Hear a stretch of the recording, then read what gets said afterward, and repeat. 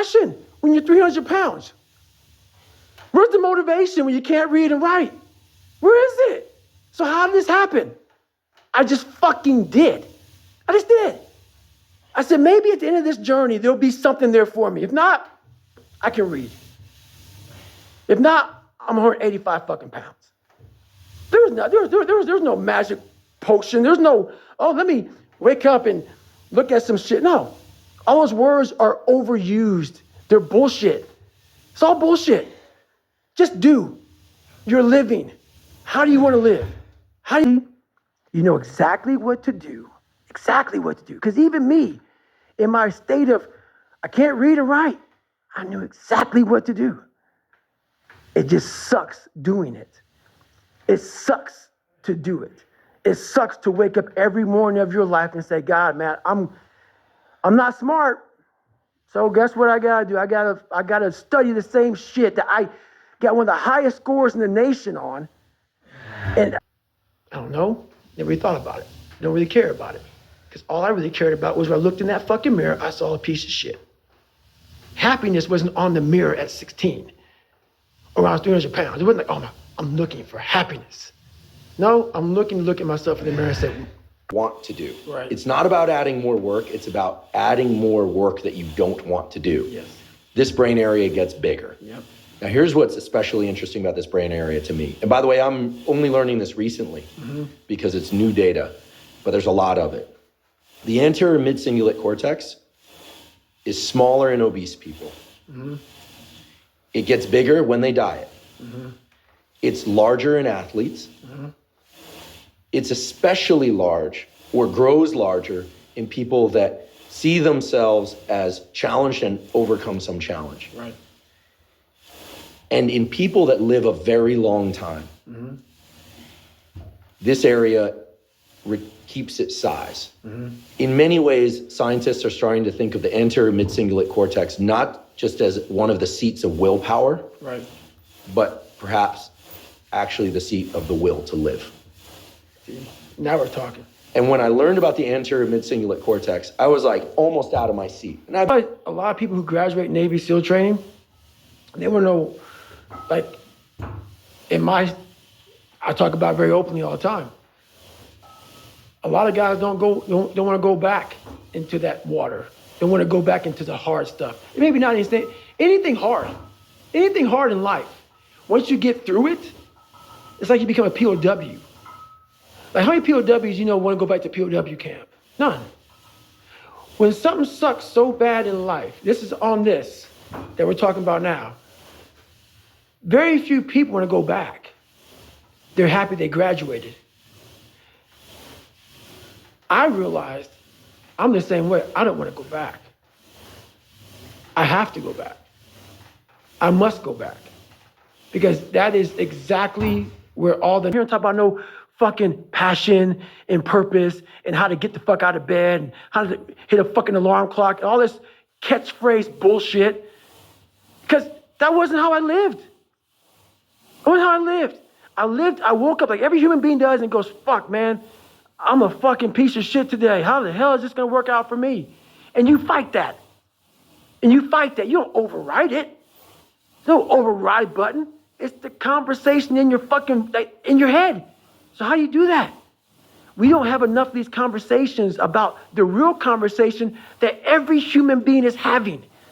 And they have no idea how to get out of it, but they do. It's that shit right there, man.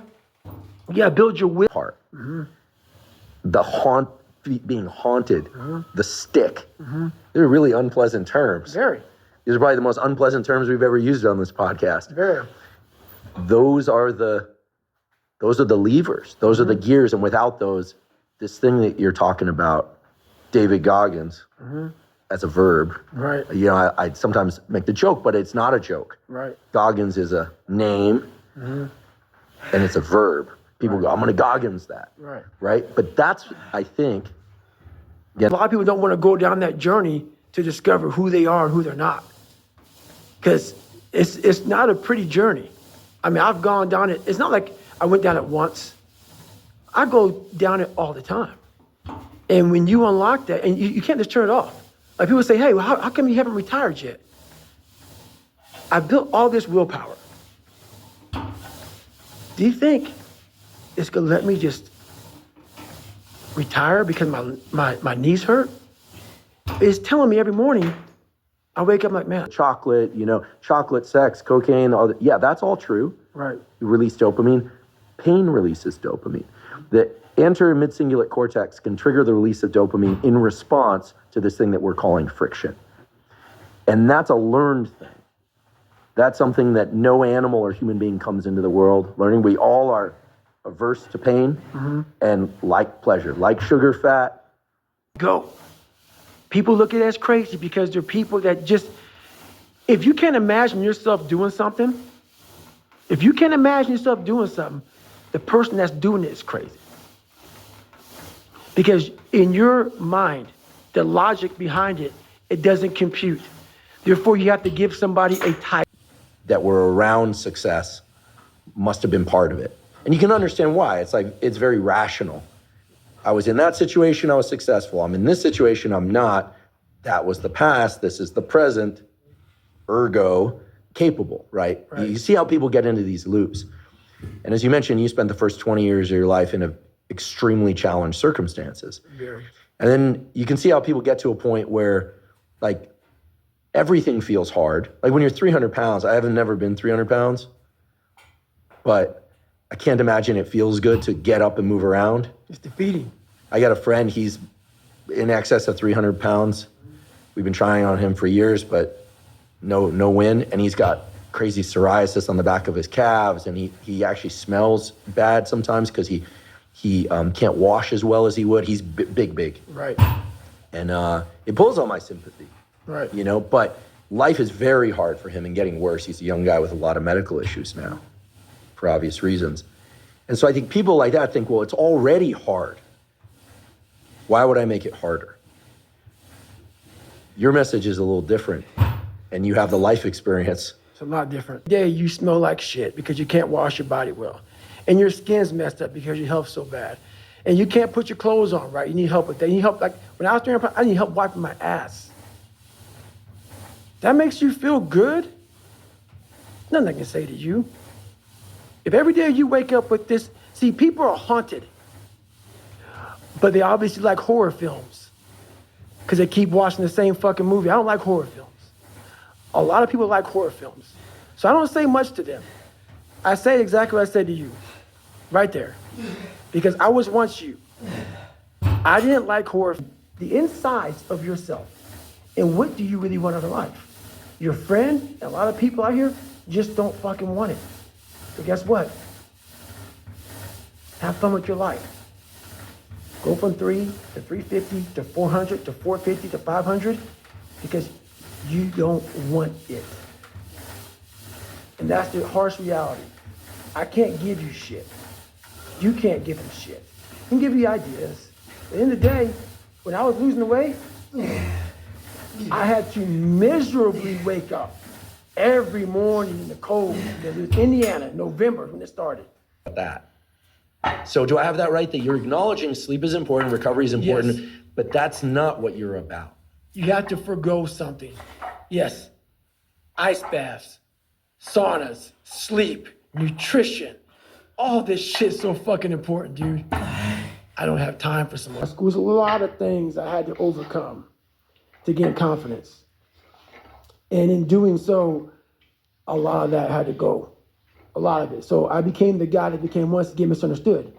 You only sleep 4 hours a day, 2 hours a day. Real passion and purpose and the feeling I get is something I can't even explain by myself. I don't need anyone. That's why people come to me to motivate them. No one can motivate me. I have a resume full of fucking motivation. That whenever I'm down, I'm like, oh, hang on, motherfucker. Oh, you know the truth. You know the truth. You know the darkness of the fucking dungeons and the fucking demons that fly. You know. So that is what people don't get. That is what motivates David Goggins, is the unseen work. But everybody needs that pat on the back. They need that training partner. They need that accountability coach. I don't need that shit. And neither do they. But it's what we've trained ourselves to believe that we need. Sample size of one. Right. somebody who's created this process for themselves and keeps themselves in this forward center of mass with the stick battering the back of their head all the time. Right. Highly unusual. But this internal medicine cabinet that you're talking about building up true confidence, not needing anything from the outside, I think I like